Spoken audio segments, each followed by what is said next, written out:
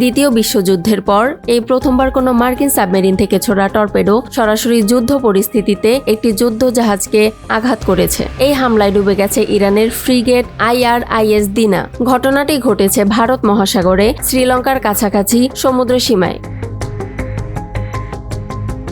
যুক্তরাষ্ট্রের প্রতিরক্ষা মন্ত্রণালয় জানিয়েছে, গত বুধবার 4 মার্চ একটি মার্কিন সাবমেরিন থেকে ছোড়া টর্পেডো সরাসরি আঘাত হানে ইরানের একটি যুদ্ধ জাহাজে। যদিও কোন সাবমেরিন থেকে হামলাটি চালানো হয়েছে তা এখনও প্রকাশ করেনি পেন্টাগন।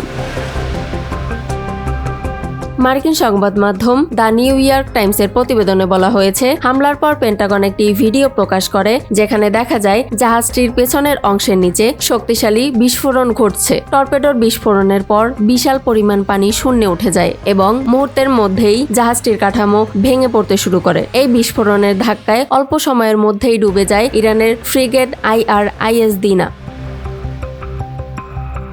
শ্রীলঙ্কার কর্মকর্তারা জানিয়েছেন, ডুবে যাওয়া জাহাজটি থেকে এখন পর্যন্ত 32 জন ইরানি নাবিককে উদ্ধার করা হয়েছে। ধারণা করা হচ্ছে জাহাজটিতে মোট প্রায় 180 জন নাবিক ছিলেন। বাকিদের খোঁজে এখনও উদ্ধার তৎপরতা চলছে।